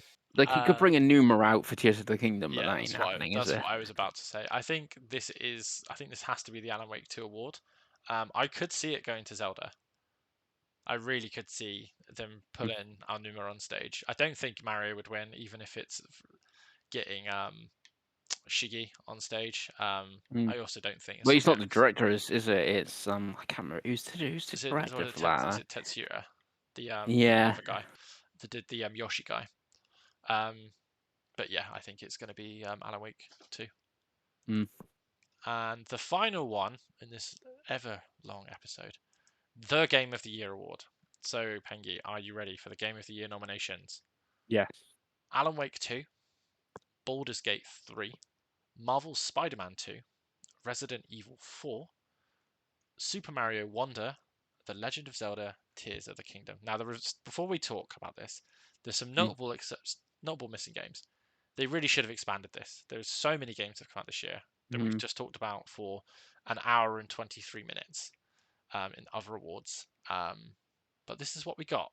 So what do we think? See, Jeff did explain why there wasn't expanded, because he said you could expand it to 10 this year, and then you can come next year and there's not enough games to fill it out. Yeah, but I think that's a cop-out. I think there's enough games to fill it out next year. I think there was enough games to fill out last year. You had games nominated, like Hi-Fi Rush could have been on this year, that you had nominated in other, you know what I mean? There's games that you could have opened this up to a racing game that never ever gets nominations. You could have opened this up to a fighting game that never ever gets nominations. Like, you know what I mean? Whereas maybe it should be every Maybe Yeah. it should be every game that's actually up for an award goes up for Game of the Year. Yeah, So why not, maybe right? Why not? even Vember should be in here because it's up for 2 awards or Exactly. something. Yeah, the only But ones that yeah, shouldn't are obviously the ones that are ongoing because they haven't been released. yeah, But yeah, any like old games. I think it's mental to have something win Indie Game of the Year award and then not be nominated for Game of the Year, for example. Mm. I know we had Stray last year, but anyway, Pengy, Yeah. what do you think is going to win, and what do you want to win of this list? So Baldur's Gate 3 will win this. This is also the weird thing. It's going to win Game of the Year, but it wasn't up for Best Indie. Okay, weird. But yeah, Baldur's Gate 3 will win this. And personally, what I want to win this is Spider-Man 2. So out of these, that's the only one I've played and finished. So Great game. So, well, I don't think I've even done my vote for this yet, because I couldn't decide whether I wanted to vote for Spider-Man or Resident Evil 4, because they're both brilliant. I was going to say Baldur's Gate 3, boys, but I guess as I'm fortunate and I've got everything in front of me, I think we've all made some mistakes here, boys, because we've basically given Zelda nothing, boys, is what we've done. It's not. It's weird. It's not actually really up for that much. And how, if you look at like, the van vote is only actually 10%. It's a 90% of the jury, and you look at like the OpenCritic and the Metacritic scores, which you go it couldn't, shouldn't be, but IGN are doing the review for Alan Wake. They're also putting the nomination in, same GameSpot and Kind of Funny or whatever, and they all love the Baldur's Gate, don't they? That's the thing. Yeah, It's the highest rated I game know. of the year, so as well. But Nintendo people are mental. Yeah, but And we've given it nothing. I'm doing it. I'm okay, Zelda. I'm going Zelda. Just I think Zelda people, mental. Is there enough of that 120 jury that are Nintendo people? That's the thing. Everyone is Because a you got to Nintendo remember. person, Pengy. Pun? Everyone is a Nintendo person. Yeah, I know, but I'm And there just isn't an thinking. obvious Sony one to vote for this year. No, I just think it's the highest rated game of the year. How everyone talks about it is Baldur's Gate 3. We've most probably given Alan Wake the most awards because of director and stuff like that with Sam Lake sort of thing. But yeah.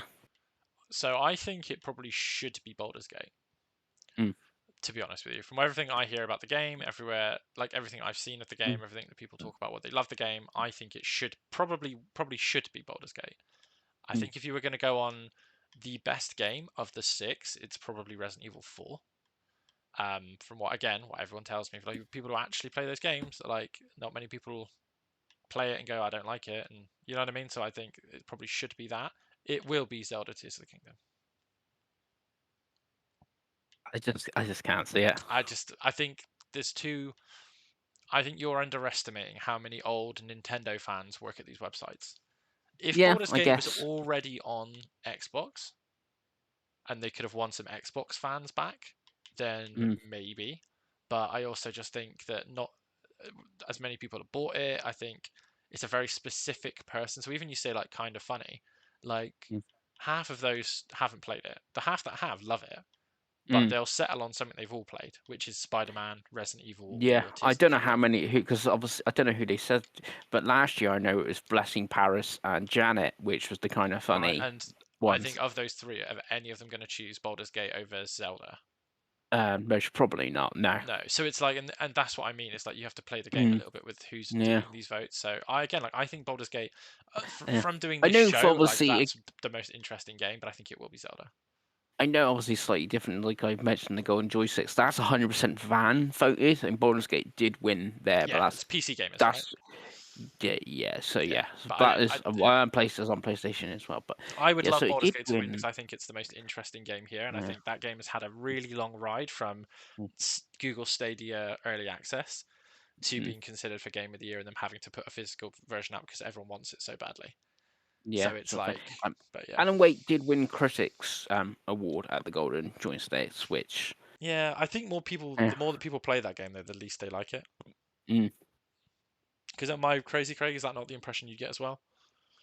I don't know. I stayed away because I don't want any spoilers or anything like that. Yeah. So I've not really followed a great deal of. And I don't think there'll be that many public that vote for it, because I just don't think people have bought it because it's all digital. Well, it didn't even. Talking about the MPDs earlier when we mentioned Sonic. It isn't in the MPDs because Epic don't give details from the Epic Game Store. So obviously they can't get the digital sales from that. But on PlayStation, Xbox, it's not even in the top 150 played. So Yeah, like it's not one. You're the only person I know that's played it and you didn't like it.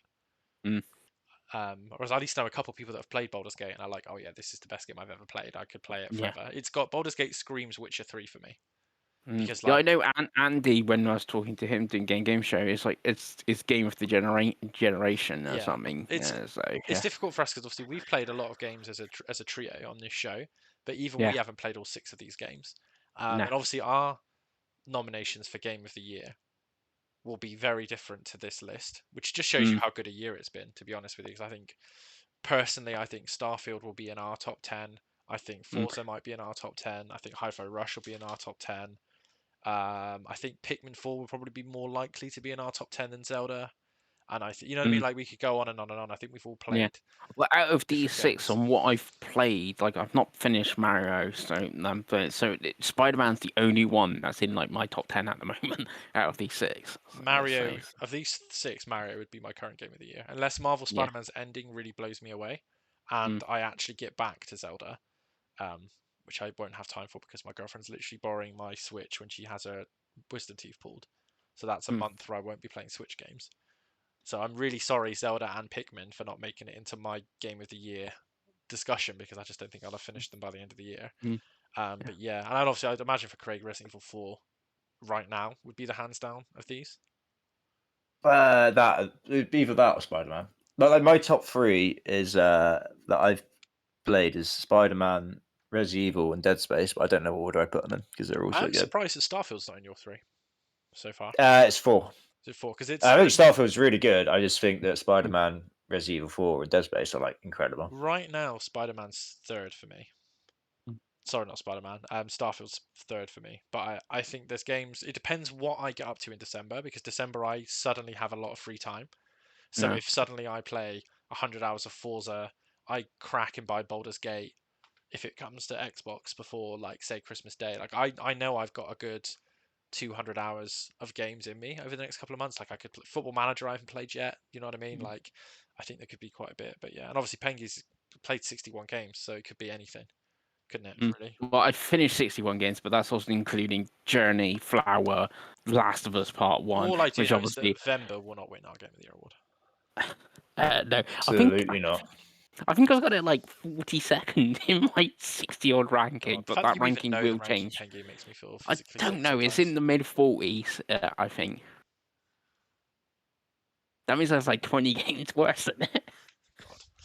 Well, that is our hour and 32-minute discussion about the Game Awards. No, because I think Craig's got some more for us. Have you got some more, Craig? Because that was the last one I've got on my list. Did you want to do the stuff that gets shown now, or do you want to do that? At a Oh, different we could time? do that. Let's keep going. Yeah, sorry. Should we just quick fire it? Yeah, quick fire it and we'll give answers. So I've tried to do games that are like bait for us boys. That aren't obvious, but I don't know. I feel like they're probably not likely either. But it's just, let's try and get you snipping away, here, boys. All right. So we'll start with Death Stranding 2. Pengy? Yes. Dave? Yes. I'm also going to go yes. Hollow Knight, Silk Song. Pengy? Yes. Okay. Dave? No. I think I'm also going to go no there. I think that would be shown at Xbox or Nintendo, right? Yeah, someone will pay for that. Wolverine, Pengy. No. I'm also going no. I think that's quite a way out. Dave. I'm going to have to say no, because of The Last of Us 2 leak and them having to put that trailer up. But I wouldn't be surprised if there was something Naughty Dog there. Not Naughty Dog, sorry, Insomniac there. I could see a Sunset Overdrive remaster or Resistance, but I can see like don't know. Everyone seems to think there's going to be Daredevil DLC, so maybe they could say throw a trailer or but something I like think you will get Wolverine, but I think you'll get that from a Sony thing in the year. That'll be the summer game push. But yeah, Hellblade 2, Pengy. that. No. Dave. I guarantee it. Yeah, I'm going for yeah as well So for yes that. for me. Metroid Prime 4. This is for Dave. You got this in Fantasy Critic, Dave. I was trying to... I mean, you've done Hollow Knight 2 years in a row, Craig. So you can't. You really say that. We've done it 3 years in a row now, Dave. There's no way. Is that no's across the board? Yeah, absolutely not. You're more. That's what I was hoping for. You could see Metroid Prime 2 remastered, maybe, but you ain't saying Metroid Prime 4. No way. Not a chance. Dragon Age Dreadwolf. Pengy. Yes. Okay. I'm good for yes. That's a curious yes. That's what I was hoping for from these boys. I'm good. Because the rumours is it's supposed to be coming in 2024, so they've got to show it at some point. Yeah. Jeffy Grub keeps talking about that game, so I'm guessing it's still alive. Dave? I'm trying to think if Jeff has had any particularly good relationships with EA before. And I don't think he has. So I'm going to say no. But Pengels is right. You will see that game in the first 3 months of the year. But I don't think quite yet. I'm going to go yes. I feel it might have had Anthem at Game Awards. Yeah. So maybe. Yeah. I'm going to say no just to make it interesting. Didn't Immortals of Avium, wasn't that at like GamesCast or something? I was thinking, that game didn't get nominated for anything. And it looked really good. Didn't Dragon Age, the first place it was shown, was that I can't remember. Game Awards. I think so. I think that's why I've plucked it out. I've tried to go for stuff like that, yeah. Yeah. Talking about stuff that was first shown at Game Awards, Perfect Dark Boys. That was shown a long time ago, right? Just put no in Dave's column here. Not a chance. You're not going to get Hellblade and Perfect Dark. No. No, I've gone for no as well. Last of Us Factions, boys. No. Nope. That's cancelled. You've never seen that. Yeah, no, I don't think you ever see that again either. I put this in just for Chris Pengelly. Because he keeps talking about this big unannounced Capcom game that's coming at the start of the year. Yeah. Monster Hunter, Pengels. No, and this is a curious one now as well, because they said in their financial they have a massive multi-million selling game in a franchise that's coming out before the end of the fiscal year. So that's before March 31st. You know it. Yeah. There's a Dragon's Dogma 2 like state of play type thing. I think it's the 28th of November, and the date apparently is leaked of that of mid-March. I can't see them having Monster Hunter and. When's the next Resident Evil remake coming? Have they announced the next? I don't know. They haven't yet. So no, I was tempted to put RE5 remake in here, but I don't know. The RE5 or RE Code Veronica. But that'll be the one. Yeah. So I don't really know, like. Unless Capcom's announcing Monster Hunter here and then it's coming out in January or something, but it just seems too close together to Dragon's Dogma to me. But yeah, they think they've got a multi-million selling game that's coming out before March that isn't announced, so could be. Okay, I put that in just for you. I've gone no as well. Is it a no from Dave as well? Absolutely not. Kingdom Hearts 4, boys. Thank you. That's a no. Dave? Absolutely not. Yeah, I've gone no. And then the last one I put was Avowed, Pengy. I think this is a yes. Ooh, interesting. I think Xbox will show something, but I just don't know what they will show. That's the problem. I think it'll either be Avowed or Hellblade that they show. So that's why. That's why I put them both in. Yeah. Dave? No, I think their big thing will be Hellblade and the new console. Yeah, I'll put no as well because I think Hellblade will be. So that's all. That's the games I have.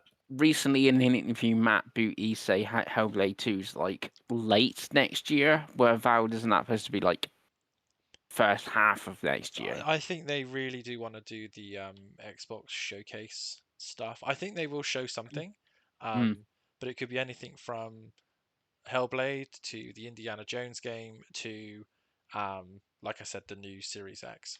Yeah. I think now that PlayStation has dropped the Slim, I think that's a matter of time. And I just think they have so much in the docket now that they could pull anything out of their ass at any point. You know what I mean? Like they've still got games like Contraband we have only seen one trailer for. They've now got the Activision Blizzard games. They can announce a big Game Pass release. That could be a Game Awards thing. You know what I mean? Like they could do anything they want at this point, Microsoft. Yeah, they could do a Game Pass trailer and like coming February is Diablo 4. Well, not like even when's that, the like expansion? here's 25 games coming today. You know what I mean? Like here's Spyro, Crash Team Racing, Tony Hawk's. You know what I mean? Like they could just drop all of that at once. So we'll see. I think they will. Nintendo's the one because PlayStation will show something via like a Death Stranding. That's how they will. That's what they will like show. Xbox will show something. Nintendo, I have no idea if they show something. I can't even know. That's why the only thing I could think of was Metroid Prime 4. I don't even know if they showed anything last year. But no, they don't have Reggie anymore, do they? There was their big tie to the Game Awards was having Nintendo of America be so strong. So I just don't see, unless they're going to tease the new console, which they'll do on their own. They don't need Jeff for that. Yeah, I don't really know what. The last one I want you to add to your list, Craigo, because you haven't put it on there. Is will we see any GTA 6 footage at this event?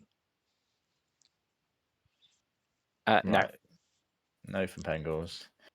I don't think we do either. I just don't think. I think Rockstar's balls are so big. I just think they look at this and go, "We don't want anything to do with it. We'll do our own shit."